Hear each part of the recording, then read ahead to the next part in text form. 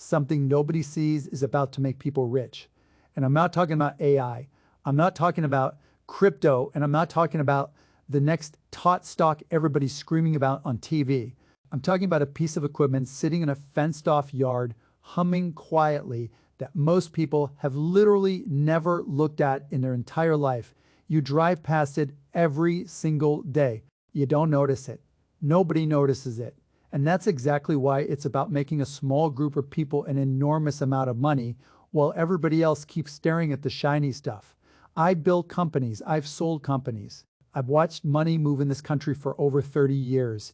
And I'm telling you right now, the boring stuff is where the real fortunes get made every single time. Everybody wants to talk about the chip, the app, the robot. Nobody wants to talk about the wire, the box, the pole in the ground. That's the mistake. And it's the same mistake people make every single boom cycle. Today, I'm going to show you exactly what this thing is, why it's happening right now, why almost nobody is talking about it, and how a regular person, not a hedge fund, not a billionaire, can actually position themselves for it before it becomes obvious to everyone else. Before I get into it, I need you to do something for me right now. Hit subscribe. I'm serious. What I'm about to explain to you is the kind of thing people pay financial advisors thousands of dollars to figure out, and I'm giving it to you for free, right here, right now, no catch-all. I'm asking in return is that you subscribe to this channel so you don't miss the next one. Because I promise you, this story is going to keep unfolding for years, and you want to be watching when it does, not reading about it after the fact.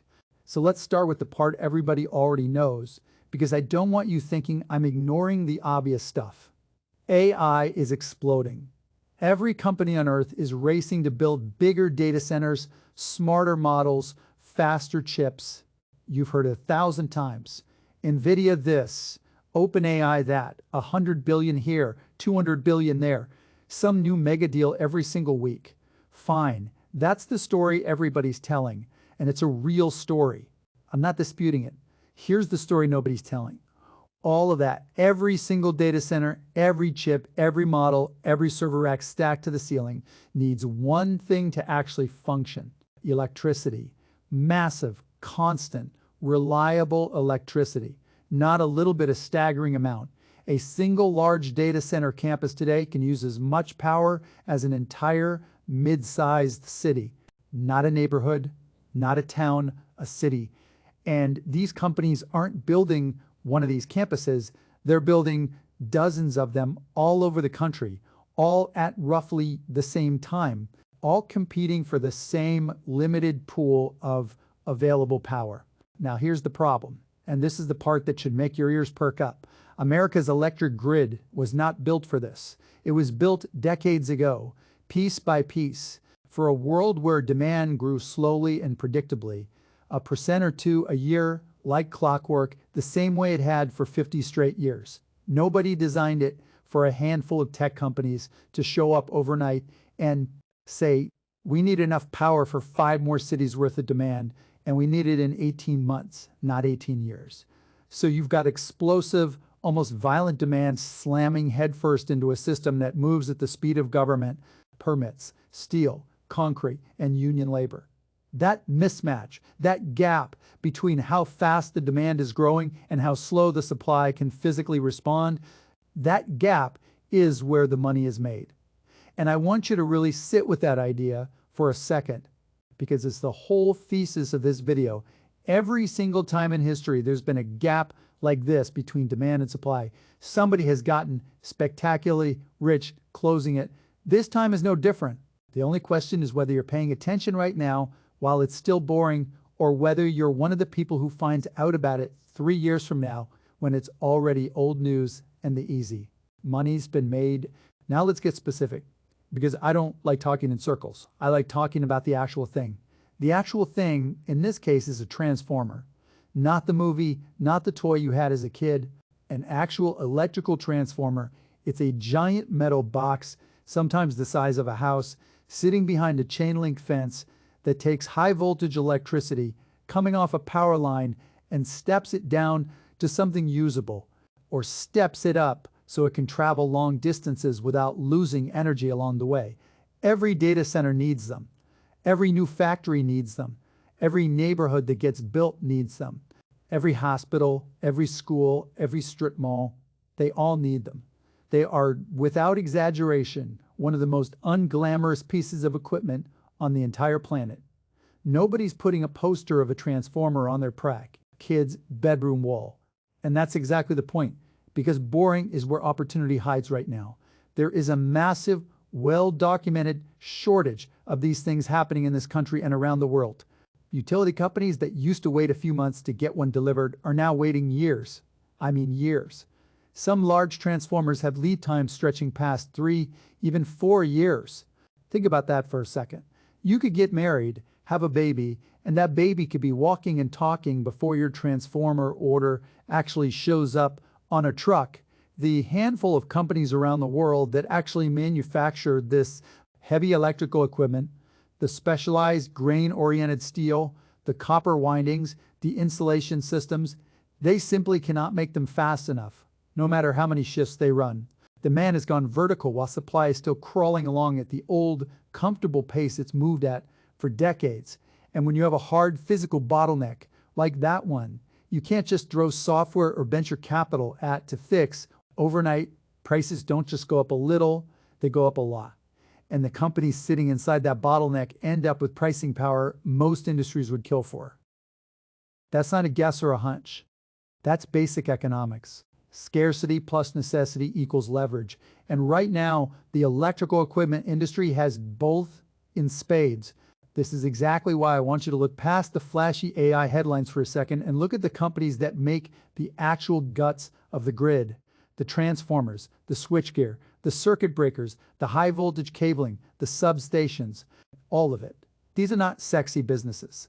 Some of them have been around for 100 years or more.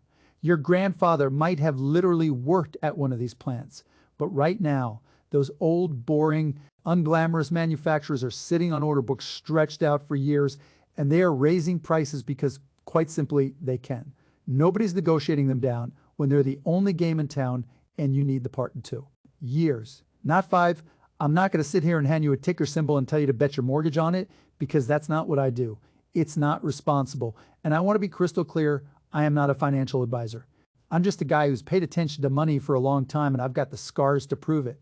What I am telling you is this: when an entire category of essential, hard-to-replace physical equipment goes from being a total afterthought to being the single tightest bottleneck in the biggest technology build-out of our lifetime, that category deserves your attention.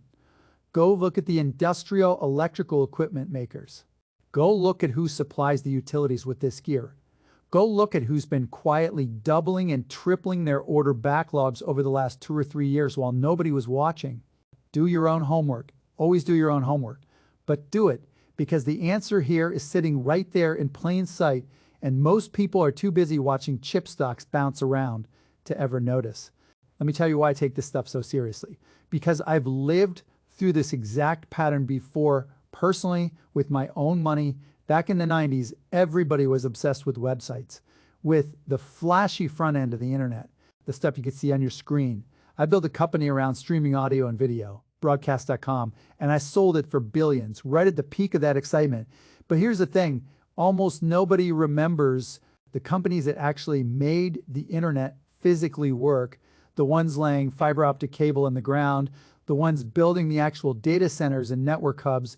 Those companies were an afterthought to most investors at the time. Everybody wanted the website, nobody wanted the wire. And plenty of those unglamorous infrastructure companies ended up being some of the best long-term investments to come out of that entire era. Because once that infrastructure got built, it kept generating value for decades. I'm not telling you this to brag. I'm telling you this because I watched it happen with my own eyes in real time, and I watched almost everybody focus on the wrong layer of the stack. And here we are again, 30 years later, watching the exact same mistake happen with AI. Everybody's mesmerized by the chatbot on their phone.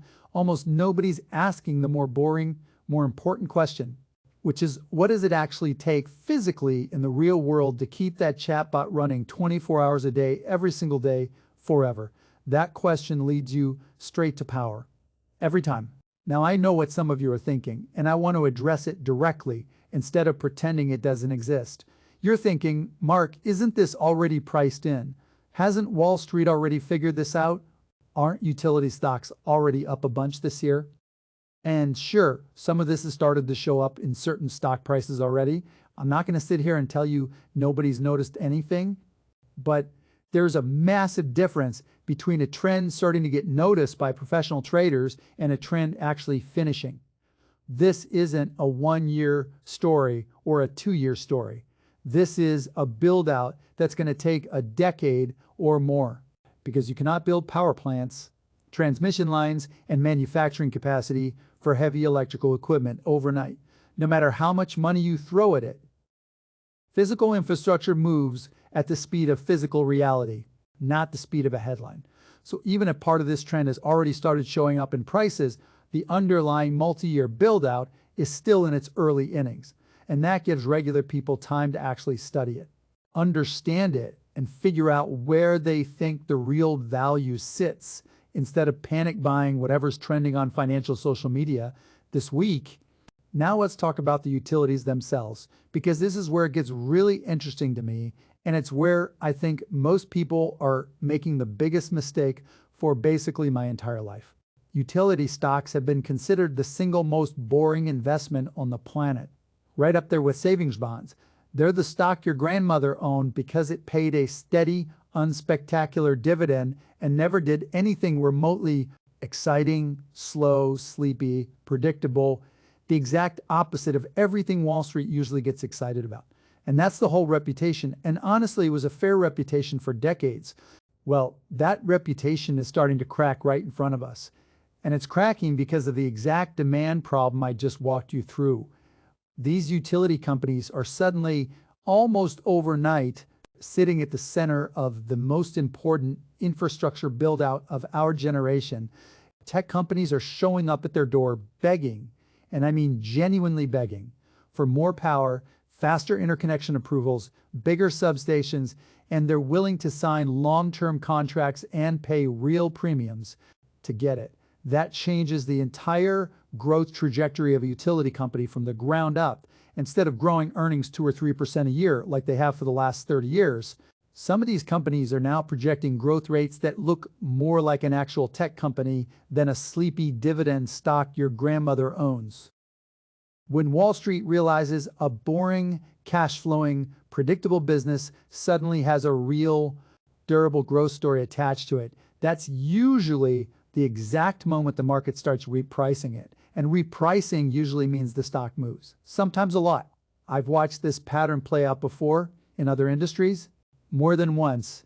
The dull, cash-flowing business that suddenly gets a growth engine bolted onto it almost always gets rewarded eventually, because investors will pay up for growth, and they will pay up especially hard for growth that what is attached to something stable, regulated, and hard to disrupt.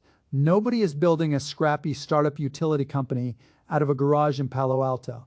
This is a protected, essential, government-regulated business that suddenly has a tailwind most industries would kill to have, and that combination doesn't come around very often. And it's not just the utilities either, because some of the biggest tech companies in the world have already realized they can't just sit around and wait for the public grid to catch up on its own timeline. Companies like Amazon, Microsoft, and Meta are now directly investing in their own power sources. Nuclear plants, natural gas turbines, massive battery storage systems, sometimes built right next to the data center itself. So they don't even have to rely on the public grid at all for a meaningful chunk of their power. Think about how wild that actually is when you say it out loud. Some of the biggest technology companies on the face of the earth are now on the side becoming energy companies just so they can keep their own servers running around the clock. That single fact tells you everything you need to know about how serious this power crunch really is. When a trillion-dollar tech company decides it's genuinely easier and faster to build its own private power plant than to wait for the existing public system to catch up, that's not a small signal. That's a 5-alarm fire of an opportunity for anyone paying close attention. And this is opening the door for regular investors too, not just the giant companies. Because the businesses that build gas turbines, the businesses that build small modular nuclear reactors, the businesses that manufacture industrial scale batteries, they're all sitting right in the middle of this trend, getting flooded with orders. Again, I am not telling you to go bet the farm on any single name, and I mean that. What I am telling you is this entire ecosystem, power generation, power delivery, power storage, all of it together, is undergoing a transformation that hasn't happened in this country in generations. Maybe not since the original build out of the grid itself. And transformations like this are exactly when regular people, not just billionaires, not just hedge funds, get the chance to build real life-changing wealth if they're paying attention early and doing their homework instead of chasing whatever headline scrolled across their phone. This morning, there's one more piece of this puzzle that almost nobody talks about, and it's just as invisible as the transformer sitting behind that fence. And that's water and cooling. All of that computing power generates a staggering amount of heat, and that heat has to go somewhere, which means these data centers need massive cooling systems. And a lot of those systems need water, huge amounts of it, running through them constantly. So now you've got communities and local governments having real conversations about water rights and water infrastructure that they never had to think about before, all because of a technology boom most people associate purely with computer chips. Some of the newer facilities are shifting toward more efficient liquid cooling systems, specifically to cut down on water use and improve efficiency. And the companies that design and build that specialized cooling equipment are seeing the exact same kind of order surge as the transformer manufacturers. It's the same story, wearing a different hat, something totally unglamorous, something you'd never think about in a million years, suddenly becomes essential infrastructure for the biggest technology shift of our lifetime. And the companies who make it are sitting on backlogs and pricing power most industries would envy. I bring this up because I want you to start training your brain to ask this question about everything, not just power. And whenever you hear about some massive new technology trend, don't just ask what the technology is. Ask what it needs physically to actually exist and function every single day.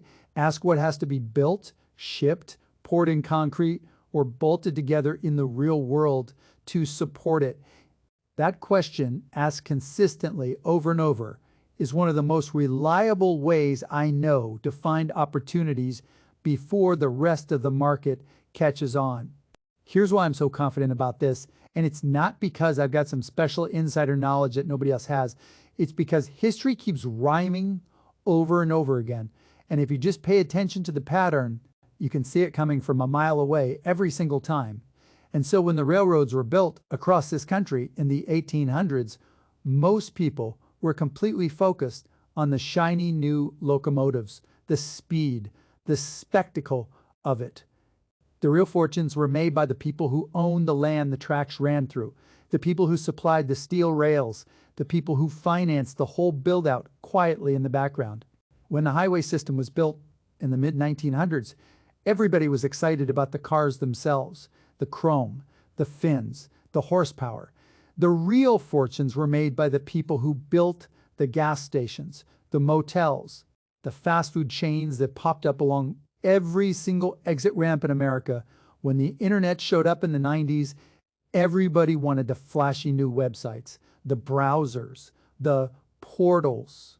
The real fortunes were made by the companies quietly laying the fiber optic cable underground that nobody ever saw, nobody ever thought about, and nobody put on the cover of a magazine. Over and over and over again, the obvious, exciting, headline-grabbing part of a boom is not where the biggest, most overlooked opportunities actually sit.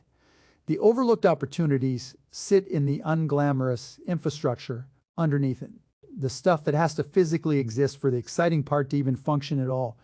AI is no different, not even a little bit. Everybody's watching the chips and the chatbots and the flashy demos. The unglamorous infrastructure underneath it this time is the power grid, plain and simple. And I promise you, 5 years from now, people are going to look back at this exact moment and say, How did we all miss something that obvious? So don't you be one of those people. Start paying attention now while it's still early, while it's still boring, while it's still something almost nobody sees. So here's what I want you to actually do with everything I just gave you. Don't just nod along and move on to the next video in your feed. Go look up how much money utility companies are actually spending on grid upgrades this year compared to archive. Years ago, it's public information. Go look up the backlog numbers for electrical equipment manufacturers. They report this stuff. Go look up which tech companies are signing power deals with which utilities, because that information is out there right now. And almost nobody outside of a few analysts is actually looking at it. That's your edge, not some secret formula, not insider information, just paying real attention to something everybody else is ignoring because it isn't flashy. I want you to treat this like an actual challenge, not just a video you watched and forgot about by tomorrow morning. Spend 30 minutes this week genuinely researching this. Instead of mindlessly scrolling, read one real article about the state of the grid, and instead of one more headline about chip stocks jumping around. That's it. That's the whole challenge. And it costs you nothing but a little time, because the people who get rich off shifts like this one are never, ever the ones who wait until it's obvious to everybody. They're the ones who started looking while everyone else was still staring somewhere else entirely. I'm not a financial advisor. I'm not telling you what to buy or when to buy it. I'm telling you where to look and why it matters. What you do with that is entirely up to you. If this video actually gave you something real to think about, do me a favor and share it with somebody, a friend, a family member, a coworker, somebody who's still only talking about AI chips and hasn't stopped for 1 second to think about what actually powers them, and subscribe, because I've got a lot more of this coming and I don't want you missing it. I'll see you in the next one.